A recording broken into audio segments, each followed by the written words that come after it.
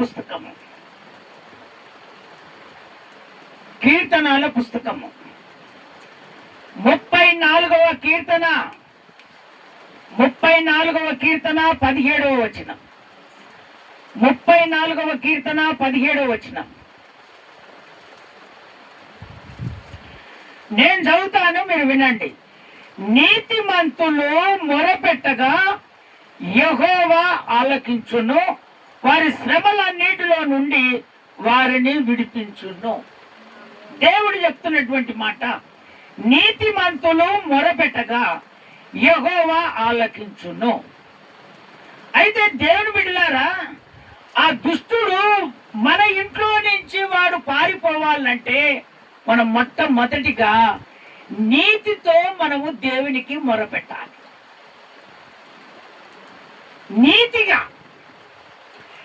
నీతితో నీతి భక్తి కలిగి నువ్వు ఎప్పుడైతే మొరపెడతావో అప్పుడు ఆ మొరను దేవుడు ఆలకిస్తాడు.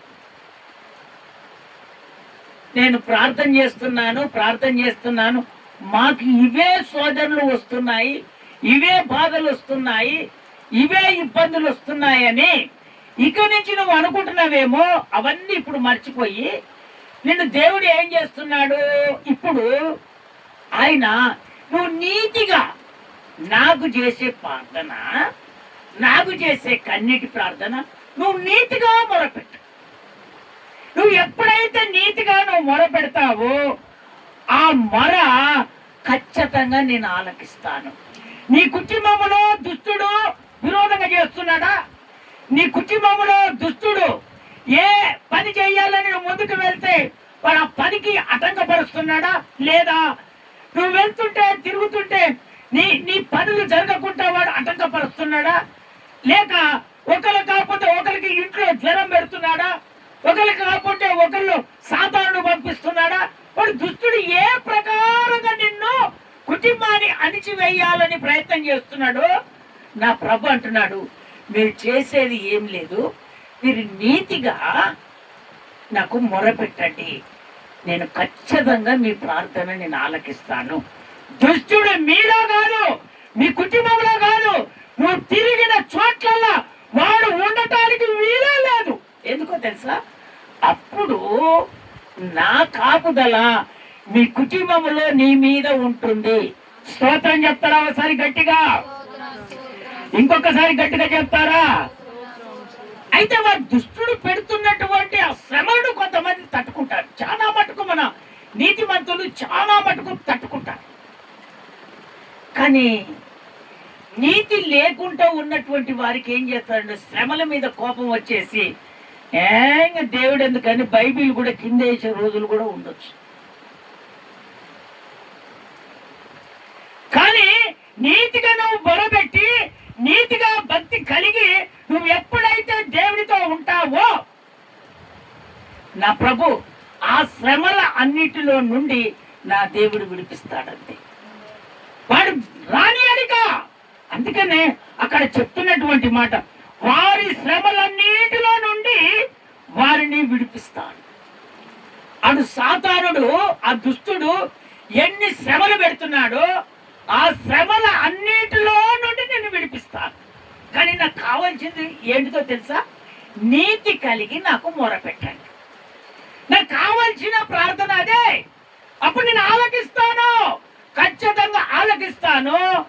మీ ప్రార్థన బట్టి వాడు మీ కుటుంబములో నుండి లేకుండా పారదోలే బాధ్యత నాదని దేవుడు చెప్తున్నాడు. స్తోత్రం చెప్తారా? ఒకసారి గట్టిగా. వాక్యం వింటున్నటువంటి దేవుని బిడ్డలారా, ఇప్పుడు నీ దేవుడు ఏ విధంగా నీతో మాట్లాడుతున్నాడో ఆ నీతి కలిగి నువ్వు మొరపెట్టు. ఆ ప్రార్థన ఖచ్చితంగా నా దేవుడు వింటాడు. ఆ శ్రమలన్నిటిలో నుండి నా దేవుడు విడిపిస్తాడు. స్తోత్రం చెప్తారా? ఒకసారి గట్టిగా, ఇంకొకసారి గట్టిగా చెప్తారా? రెండవదిగా దేవుడు చెప్తున్నటువంటి మాట,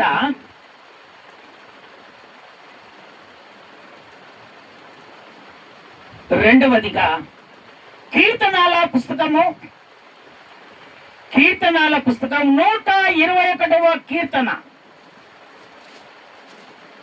7వ వచనం 121వ కీర్తన. ఏ అపాయము రాకుండా చూడు, ఏ అపాయము రాకుండా యెహోవా నిన్ను కాపాడును. యెహోవా నిన్ను కాపాడును. ఆయన నీ ప్రాణమును కాపాడును. ఆయన నీ ప్రాణాన్ని ఖచ్చితంగా కాపాడుతాడు. మళ్ళీ రిపీట్, ఆ మాట మళ్ళీ రిపీట్. ఏ అపాయము రాకుండా ఏ అపాయము రాకుండా యెహోవా నిన్ను కాపాడును. యెహోవా నిన్ను కాపాడును. ఆయన నీ ప్రాణమును కాపాడును. ఆయన నీ ప్రాణాన్ని కాపాడుతాడు. ఏ అపాయము రాకుండా ఆయన నీ ప్రాణాన్ని ఖచ్చితంగా కాపాడుతాడు. అపాయమును సంభవిస్తుందని నువ్వు అదిరిపోతున్నావా? అపాయము కలుగుతుందని నువ్వు బాధపడుతున్నావా? కొంతమంది ఏం చేస్తారంటే, ఒంటరిగా ఒక్కలే ఇంట్లో ఉన్నప్పుడు నాకేదో అపాయం జరుగుతుంది, ఎవరో వచ్చారని ఆ బాధపడతా ఉంటారు. కానీ నా దేవుడు చెప్తున్నటువంటి మాట, నువ్వు ఆ విధంగా బాధపడని అవసరమే లేదు. అది దేవుడు చెప్తున్నాడు, నేను కాదు చెప్పేది. దేవుడు చెప్తున్నా, ఆ అపాయానికి నువ్వు భయపడకూడదు. ఎందుకంటే ఆ అపాయమును రాకుండా నిన్ను నేను కాపాడుతాను. ఎందుకో తెలుసా? నువ్వు నీతిగా మొరపెడుతున్నావే, ఆ ప్రార్థన నేను ఆలకిస్తాను. నువ్వు ఒంటరిగా ఉండవు, జంటగా నేను నిలబడతానని దేవుడే నీతో మాట్లాడుతున్నాడు. ఒంటరిగా ఉన్నావేమో, జంటగా నేను ఉంటాను. నువ్వు చేసే పనులకు ఆటంకపరుస్తున్నాడేమో, నువ్వు చెయ్యాలని ముందుకు వెళ్తుంటే ఆటంకపరుస్తున్నాడేమో, అనారోగ్యం పెడుతున్నాడేమో, బాధ కలిగిస్తున్నాడేమో. ఆ అపాయాలను రాకుండా నేను నిన్ను కాపాడతాను. స్తోత్రం చెప్తారా ఒకసారి గట్టిగా? అందుకని ఆ నీతి కలిగి మొరపెట్టే వారిగా మనం ఉండాలి. అక్కడ ఒక దైవజనుడు, ఒక దైవజనురాలు నీతిగా వాళ్ళు ప్రార్థన చేయటము దేవుడు విని వాళ్ళకి ఏ విధంగా మేలు చేశాడు ఆ మాట మనం జాగ్రత్తగా విందాము. లూకా సువార్త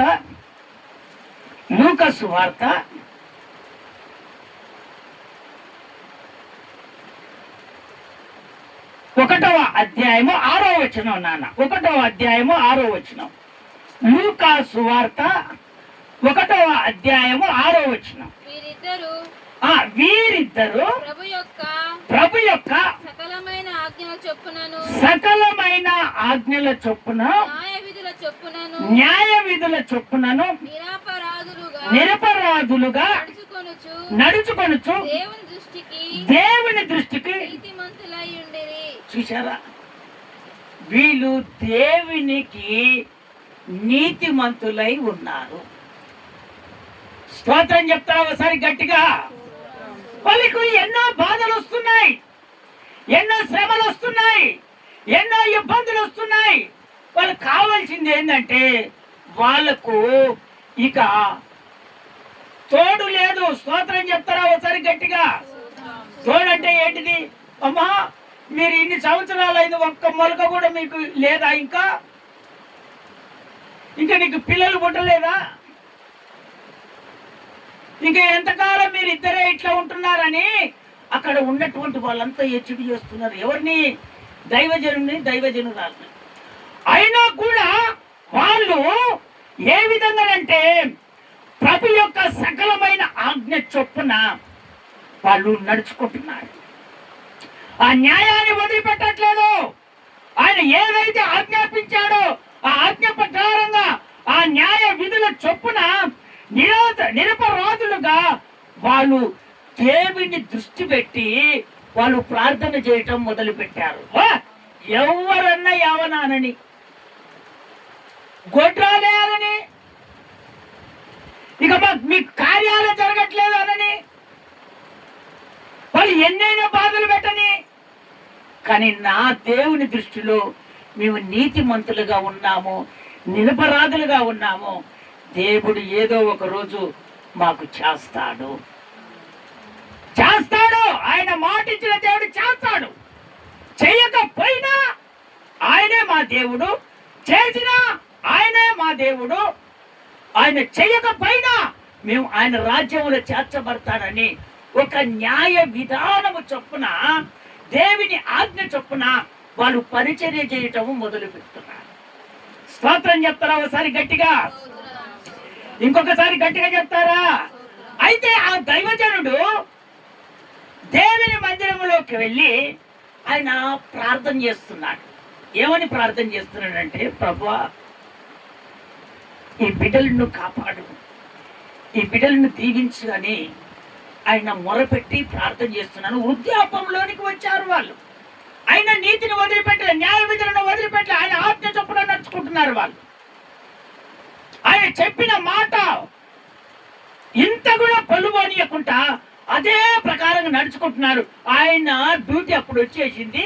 ఆ మందిరంలోకి వెళ్ళి ప్రార్థన చేస్తున్నారు. అక్కడ ఉన్నటువంటి విశ్వాసులు కూడా లోపల ఉండి వాళ్ళందరూ ప్రార్థన చేయటం మొదలు పెట్టారు. ఆ ప్రార్థన చేస్తున్నప్పుడు ఇదిగో పరలోకముకి వెళ్ళి గబ్రియేలు దూతను ఇదిగో దేవుడే స్వయముగా పంపించారు. స్తోత్రం చెప్తారా ఒకసారి గట్టిగా? ఇంకొకసారి గట్టిగా చెప్తారా?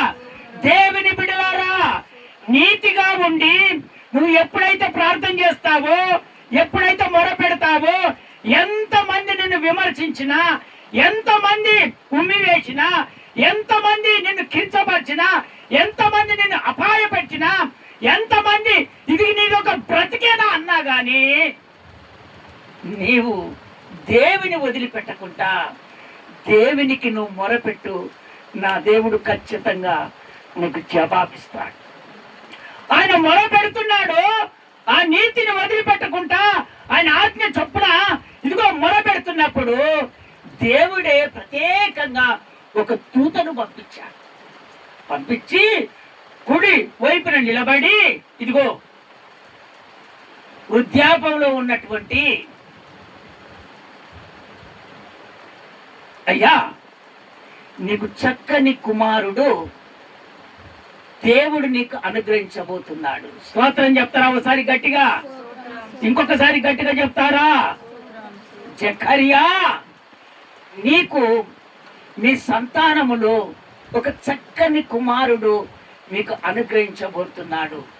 ఆయన పరిశుద్ధుడై ఉంటాడని ఎప్పుడైతే దూత చెప్పిందో ఆయన ఏమన్నాడంటే ఆ మాట నమ్మలే. స్తోత్రం చెప్తారా ఒకసారి గట్టిగా? ఇంకొకసారి గట్టిగా చెప్తారా?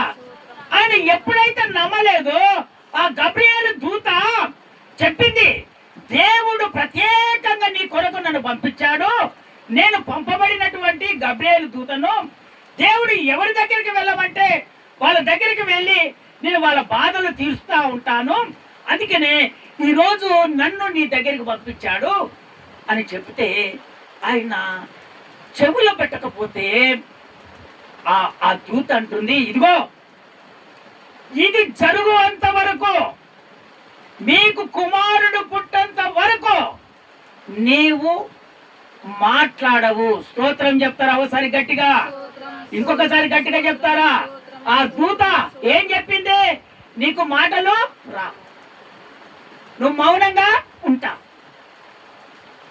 ఎందుకు ఆ గబ్రియేలు దూతతో దేవుడు చెప్పాడంటే, నేను దేవుడినని మీరు తెలుసుకోవాలి, నా ద్వారా కార్యాలు జరుగుతాయని మీరు తెలుసుకోవాలి, మీరు నేను చెప్పినటువంటి ఆజ్ఞ ప్రకారంగా మీరు నడుచుకోవాలని, నా న్యాయ విధులను మీరు జరిగించాలని, మీరు నేను ఏ విధంగా చెప్తున్నానో ఆ ప్రకారంగా మీరు ఎప్పుడైతే నడుచుకుంటారో ఖచ్చితంగా మీ ప్రార్థన ఆలకించి మీకు ఖచ్చితంగా జవాబు అనుగ్రహిస్తారని దేవుడు చెప్తున్నటువంటి మాట.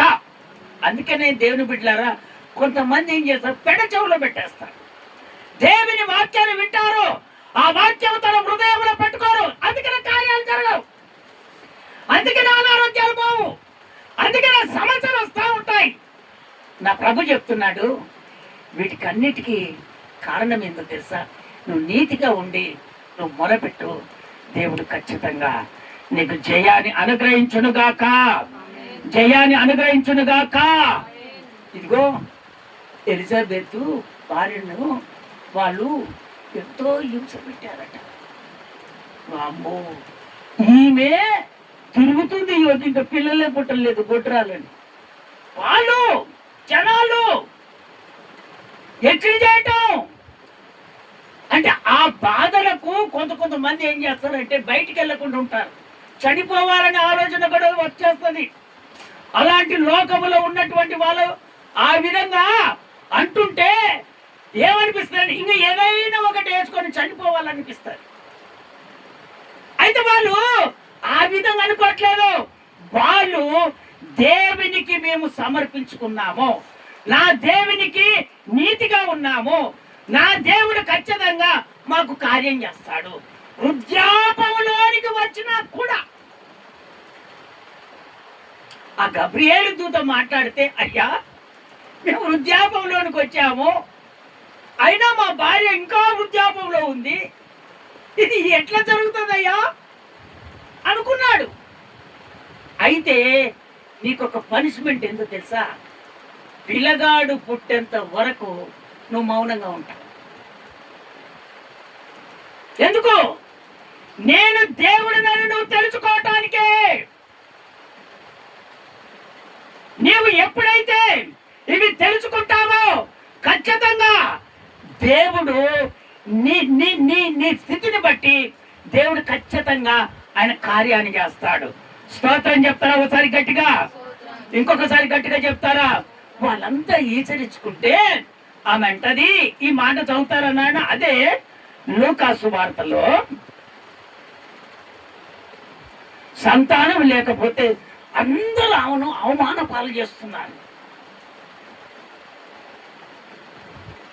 ఆమెను తీసివేస్తున్నారు. అదే లూకా సువార్త 1వ అధ్యాయం 24, 25 రెండు మాటలు చదువునాన్న. ఆ దినములైన పిమ్మట అతని భార్య అయినటువంటి ఎలిజబెతు గర్భవతి అయి మనుషులలో నాకుండిన అవమానమును తీసివేయుటకు నన్ను కటాక్షించిన దినములలో ప్రభువు ఇలాగ చేసిననుకొని 5 నెలలు ఇతరుల కంట పడకుండెను. స్తోత్రం చెప్తారా ఒకసారి గట్టిగా? ఇంకొకసారి గట్టిగా చెప్తారా? చూడు, ఆమె గర్భవతి, మనుషులలోకి నాకుండిన అవమానము దేవుడు తీసివేశాడని ఎంతో హింస పెట్టారు. ఇక నీకు పిల్లలు పుట్టరు, నువ్వు గొడ్రాలువు, ఇక నీ పని ఇంతే అని ఎంతో మంది అవహేళన చేశారు, అవమానపాలు చేశారు.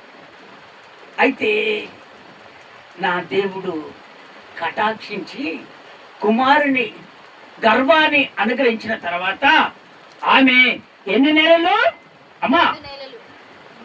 5 నెలలు ఇతరుల కంట పడలేదా? ఇతరుల కంట పడకుండా ఆమె సాటుగా ఉండి తన కుమారుని పుట్టిన తర్వాత జనములోనికి వచ్చేసి దేవుని గురించి సాక్ష్యం చెప్పింది. స్తోత్రం చెప్తారా ఒకసారి గట్టిగా? ఇంకొకసారి గట్టిగా చెప్తారా? దేవుని బిడ్డలారా, ఎన్ని అవకాశాలు వచ్చినా, ఎన్ని ఇబ్బందులు వచ్చినా, ఎలాంటి సమస్యలు వచ్చినా నీతిని వదిలిపెట్టకుండా నా దేవునికి నువ్వు మొరపెట్టు. నా దేవుడు నీ ప్రార్థన ఆలకించి, ఇదిగో జకర్యకు ఎలిజబెతుకు ఏ విధంగా అవమాన పాలు చేసినటువంటి వాళ్ళ మధ్యలో దేవుడు వాళ్ళను నీతిమంతులుగా నిలబెట్టి ఆజ్ఞ చొప్పున నడుచుకున్నారు. ఆయన ఆజ్ఞ చొప్పున నడుచుకున్నారు. వాళ్ళ ఎదుటనే, కించపరిచిన వాళ్ళ ఎదుటనే వాళ్ళ తలలు కింద పడేటట్టుగా చక్కని కుమారుడు దేవుడు అనుగ్రహించాడు. స్తోత్రం చెప్తారా ఒకసారి గట్టిగా? అందుకనే దేవుని బిడ్డలారా, దుష్టుడి నుండి మనం విడుదల ఖచ్చితంగా పొందుకుంటావు. దుష్టుడు వాళ్ళకు ఏదో ఒక రకంగా వీళ్ళను దేవుడి నుంచి దూరం చేయాలని ఆశపడ్డాడు. ఇంకోటి ఏంటంటే గర్వ ఫలానికే వాడు, ఇదిగో గర్వ ఫలానికే వాడు ఎరవేశాడు. ఎట్టి పరిస్థితుల్లో వీళ్ళ గర్వఫలము కాకూడదని ఆ దుష్టుడు ఏదో ఒక రకంగా వాళ్ళు అటకపరచాలని చూశారు, కానీ వాళ్ళు నీతిని పోగొట్టుకోలేదు. దేవుని ఆజ్ఞను పోగొట్టుకోలేదు, ఆ దేవుని న్యాయ విధులను పోగొట్టుకోలేదు. వాళ్ళు ఖచ్చితంగా మొరబెట్టారు, దేవుని దగ్గర బహుమానాన్ని పొందుకున్నారు. వాళ్ళ ఎదటని నిలబెట్టి వాళ్ళ తలలు కింది చేయటట్టుగా వాళ్ళ కుటుంబంలో ఉన్నటువంటి సాతానును పారదోలి దేవుడు వాళ్ళకు విజయాన్ని కలగజేశాడు. స్తోత్రం చెప్తారా ఒకసారి గట్టిగా? ఆ కుటుంబములో విడుదల కలగజేసిన దేవుడు మన కుటుంబంలో కూడా విడుదల కలగజేస్తాడు. సాతాను ప్రభావాలు మన కుటుంబంలో ఉంటే దేవుడు మాట్లాడాడు, ఏ అపాయం నీ కుటుంబంలోనికి రానియకుండా ఆయన కాపాడుతానని నీతో మాట్లాడిన దేవుడు ఖచ్చితంగా సాతానుడు విడుదలైపోయాడు. దేవుడు అపాయం రాకుండా